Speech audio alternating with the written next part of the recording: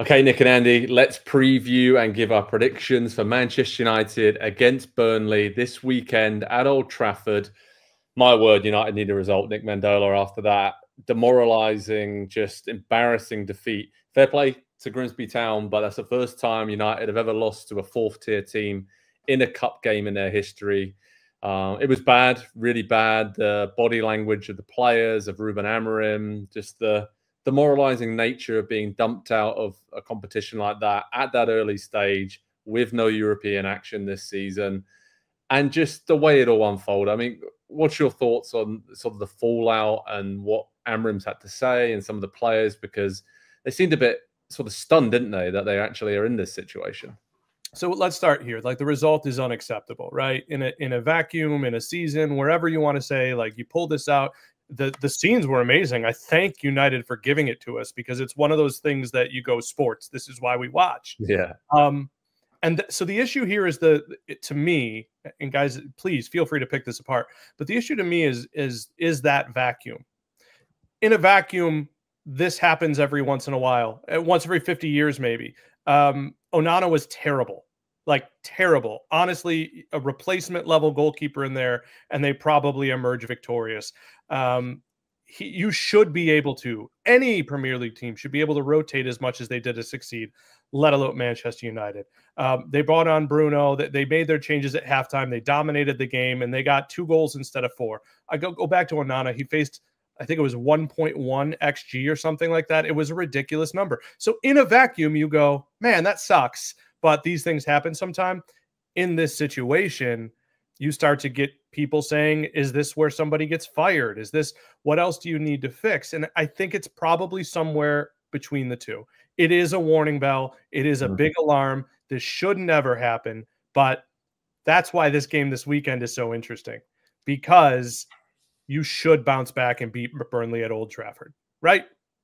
You should, Andy, but this is, like Nick said, it's got the potential here to really unravel quite quickly. And let's be honest, it's been bad for a long time. I mean, Ruben Amorim's win percentage in the Premier League, we know it's terrible. We know he's been chopping and changing from the end of last season, trying different things. But there was, up until a week ago, up until a few days ago, positive vibes around how United had started the season. A draw at Fulham wasn't great, but there's no disgrace in drawing at Fulham. They're a decent team. Performance was good against Arsenal, but they lost. It's just, I'm a bit wary of overdoing it in terms of the criticism of United, and just trying to, like Nick said, see it in a bit of a freak result, all the rest of it. But it's hard, right? When you see, just again, I go back to it. It's hard when they've been doing this for 12 years. Right? Yeah. And this is like a very extreme case of, this is terrible. No one expected them to lose, because they had a very strong team and out there against Grimsby. But this is the perfect opportunity, right, to kind of just say, okay, put that to bed. Let's get a commanding win against Burnley before the international break, calm things down. And then they'd be on 4 points after 3 games. And that's what most people would have probably given them at the start of the season. But my word, Amorim needs a win in this game. Yeah, he's, through no fault of his own, I think. I don't totally know. He's running out of time for excuses, not for, to be fired or anything yet. But I think we've heard enough about how bad everything is at Manchester United and how things need to be changed and fixed from the manager. I think, he's explained that enough times since he took over in November last year. And so we've heard about that. And so I appreciate that he at least didn't, kind of pull out that script after the game. And it was just, I don't have words. I'm really sorry. You should be sorry after a result like that. You lose to Grimsby Town. It's going to hurt their entire season, I think. So I was looking at the numbers. You mentioned, Joe, they're not in Europe this year. They played 59 games last season. They have a squad that is big enough to play 59, 60 games in a season. They could play as few as 40 this year. 38 in the league. They got 1 in the League Cup, and they could go 1 and out in the FA Cup in January, by the way. They don't really, unless you think they're title contenders this year, they don't really have a ton to play for until January now. Their season rides on the FA Cup, and it's the end of August. And we're saying that about Manchester United right now. And so just when we thought things maybe couldn't get worse, they kind of have gone and gotten worse. And I think this summer's been a bit of I mean, we talked about the transfer window already this week, and Manchester United specifically, and the players that they've been able to bring in. And I think they've improved just the overall talent of the squad. I don't know if they've made themselves a better team or not, but they need to get a lot of players gone because they don't have games for them. They need to get that money in because they still need a midfielder. They still probably need another center back as well. I don't know how long you can keep relying on Harry Maguire to save the day over and over and over again, and they don't have depth there. So there's still a lot of things that I think they need to do to improve the squad between now and the end of the transfer window. And I just don't have the confidence that they're going to get them done because we've been saying these things again for years that they need to do this and they need to do that. And the midfield is still probably going to be Casemiro, Bruno Fernandes for most of the season.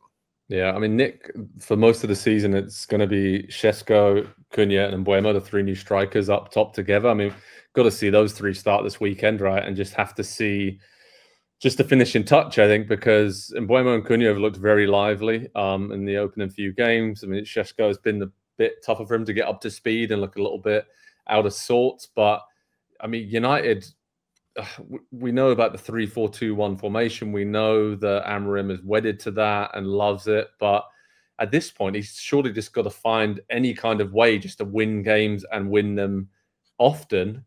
And I don't know if he really wants to do that. I think he is, again, like a Guardiola, even a Klopp or whoever that just is wedded to his philosophy, his tactics, his formation. And I can't see him all of a sudden saying, you know what, we'll forget everything. I just want to win games and play a totally different way, because he's shown no signs whatsoever. Even if it's in his reaction to losing against Grimsby Town, he was like kind of washed away the question about, you're going to have to change things tactically and stuff. So I don't see that happening. Do you? I don't know that. Again, we feel like idiots sometimes when we talk about this. It shouldn't be a problem. Like, you watch how they play, their best 11, again, making the point, Andy actually made me feel a little bit better for United and only having potentially 40, 41 games out there, because I've been impressed by Euro this year. I think De Ligt is pretty good. They don't have Lisandro Martinez back yet. And let's face it, he was an emotional part for them. They need a real goalkeeper. That's for sure. Onana's great with his feet, but I mean, for every show-stopping save, there's an error.